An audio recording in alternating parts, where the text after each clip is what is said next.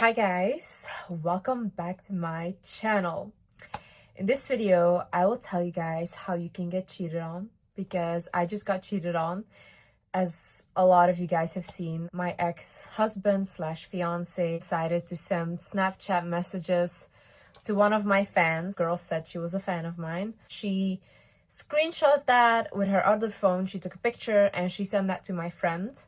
And that's how I saw it. I found out about this when I was 4 months pregnant. Also, I really want to say a huge thank you to my fans and my followers that have shown me so much love. And I revealed to social media that Landon had cheated on me.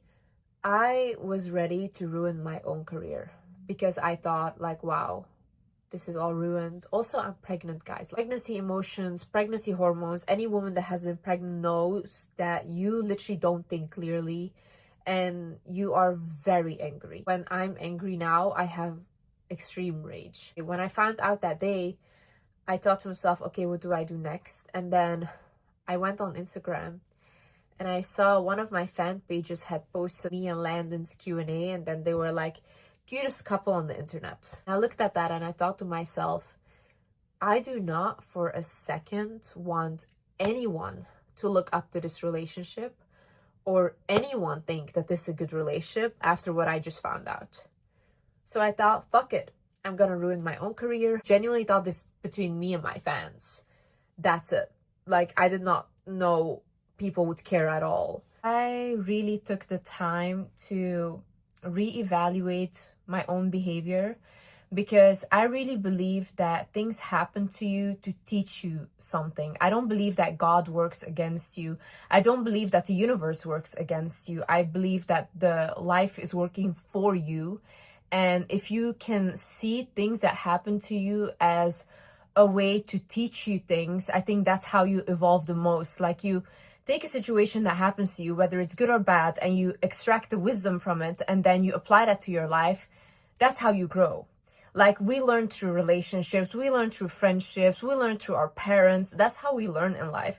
And if everything was good in life, you would probably not learn anything, or you wouldn't have the wisdom that you need to evolve in life. So this really taught me a lot. It's a trauma. It's a betrayal trauma. There was not one bone in my body that would have thought that Landon was cheating on me. There's not one time I found something, not in his phone, not anything. Like, genuinely, this guy was attached to my hip, and I would constantly be the one saying like, can you just leave? Can you go see your family? I found him a little bit too suffocating. And even in the video, like before this, in the Q&A, I say I want to live alone, because we were so much on each other.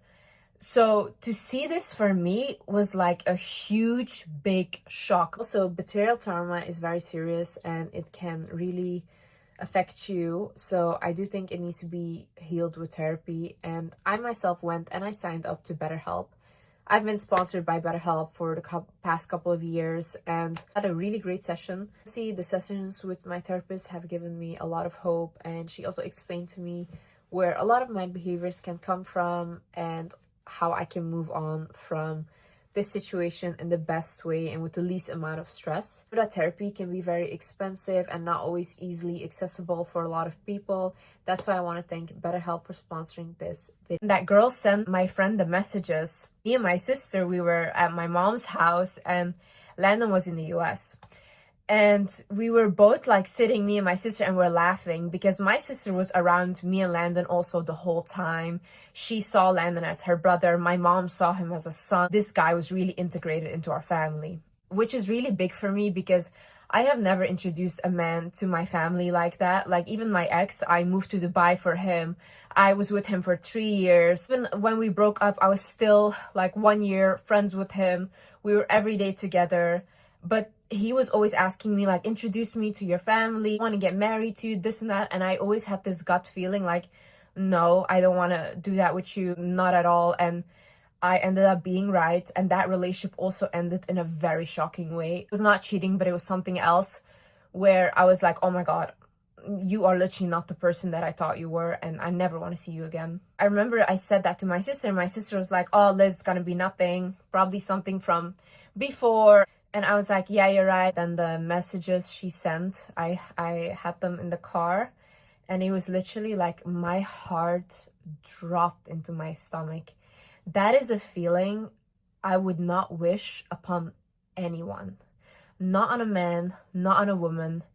That is disgusting. And especially when the person you're with is acting like such a godly man and he's accusing you always of cheating, and he's making it seem out to be like you're the one that's not trustworthy. So basically the messages were like him trying to meet up with her. She said no. And she said, you shouldn't be texting me if you're in a relationship. And he was like implying that this relationship is not real. Just really hurtful stuff. Now, in the relationship, there were things that I've ignored in terms of my intuition. If I tell you guys the signs that I got and that I ignored, you're gonna say, Liz, you should listen to your intuition. And the reason why I didn't listen to my intuition really is because I remember with my ex, I posted a video on YouTube and I said, intuitively, I feel like I shouldn't be with this person. And I said that he keeps calling me every day. This guy called me 30 times a day, okay? He called me 30 times a day. He would stalk me wherever I would go. I was paranoid. Like when a guy would come up to me on the street and ask for my number, I would literally start tweaking. That's how scared I was. And I realized this is not normal. Like, it's not that I was scared because he was abusive or something. It was just, I was scared because I felt like he might do something if someone asking me for something, or if a guy was like just talking to me, okay? I realized to myself, like, this relationship is not normal. Like, I need to end this. So I posted that on YouTube and I said, I decided to end my relationship and explained it a little bit. And I said, like, even when I walk in the mall, I need to be constantly on the phone with him. I have anxiety. Backlash that I got from other people on the internet that I saw then was like women and men making videos and they're saying like, oh, like that's such a stupid reason and why should you break up for that and blah blah. And I then felt like, oh my god, maybe they're right, maybe I was really wrong, like I shouldn't listen to my intuition, I'm just overreacting.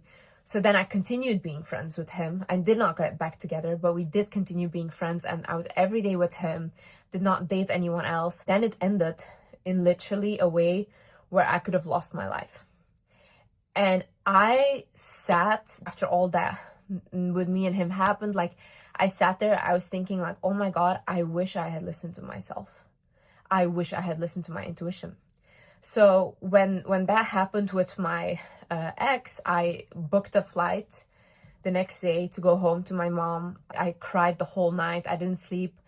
I was in super shock.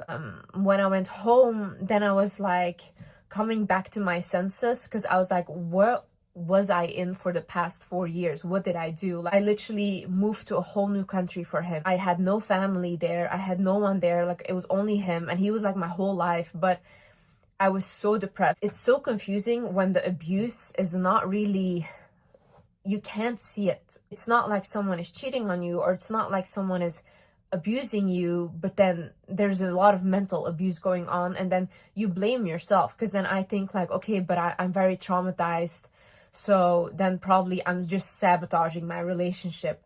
But in my soul, in my heart, this doesn't feel right. So I'm such in a conflict with myself. Remember when I came back home, I realized like I should have listened to my intuition. I should have listened to my intuition. I was there for a little while and then I booked Santorini. Now, I went to Santorini, and as you guys know, that's how I met Landon at the airport. When I met Landon, I felt something like with our souls connecting. And I realize now that it can be a soulmate kind of situation, but it can also be a karmic. And when you are with a karmic, they also look like you. And a karmic relationship is very hard. It is very toxic. And you do learn a lot from a karmic situation. You grow a lot as a person. It almost like breaks you down as a person. And then you are completely different after that. When I invited him to Santorini, I obviously had that thing still happen with my ex. And I was kind of getting over that. But I was just like trying to put my mind on other things. And Landon was really nice. Everything was great. He was very kind, super sweet, super gentleman-like.